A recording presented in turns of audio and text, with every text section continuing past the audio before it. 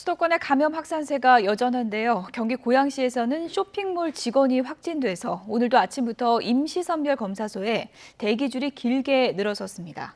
서울 광운대학교에서는 아이스하키부 선수들이 무더기로 감염되는 등 추가 집단 감염도 잇따르고 있습니다. 자세한 소식 취재기자 연결해서 알아보겠습니다. 엄윤주 기자. 네, 고양 화정역 임시선별검사소 앞에 나와 있습니다. 네, 월요일 아침인데 벌써 검사 대기줄이 늘어섰다고요? 네, 그렇습니다. 보시는 것처럼 월요일 아침부터 대기줄은 길게 늘어졌습니다. 날도 후텁지근해 부채질을 하면서 기다리는 어르신분들도 많은데요. 그제부터 이곳은 주말 내내 진단검사를 받으려는 인파가 몰리면서 북새통을 이뤘습니다. 이렇게 사람들이 많이 몰리면서 무더위 속에서 검사를 하려는 의료진들도 많이 지친 상태인데요. 실제로 이곳에 사람들이 워낙 많이 오다 보니 보건소 직원들이 총동원돼 지난 이틀 동안 검사자 수조차 집계하기 힘들 정도라고 합니다.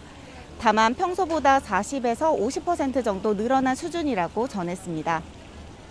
이렇게 검사를 받으려는 발길이 이어지고 있는 데는 바로 옆에 있는 한 쇼핑몰에서 근무하는 식당 조리사 한 명이 확진됐기 때문입니다. 이 조리사가 근무하던 곳이 환기가 비교적 어려운 지하 2층이라 감염이 퍼질 우려도 있는데요. 다행히 아직 추가 확진자는 나오지 않았지만 해당 쇼핑몰의 경우 서울 지역 시민들도 상당수 방문한 것으로 알려져 방역당국은 지역사회로 감염이 확산하지 않을지 긴장하고 있습니다. 네, 이 밖에 수도권에서 다른 집단 감염도 속출하고 있는 상황이죠. 네, 밤사이 서울 광운대학교에서 집단 감염이 발생했습니다.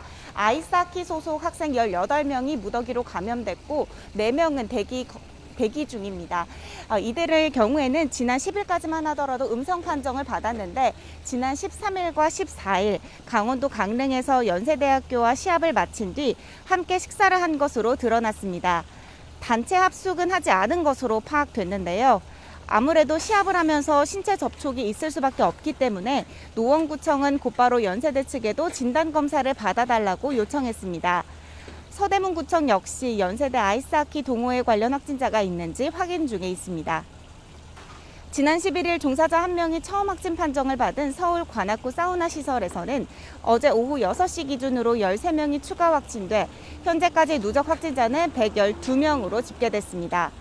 이곳은 사우나 특성상 마스크 착용이 어렵고 환기가 어려운 환경이 이 감염 확산 요인으로 추정되는데요. 방역당국이 사우나 시설에서 수건 등을 비롯한 환경검체 49건을 검사해보니 10건에서 코로나19 바이러스가 나왔습니다.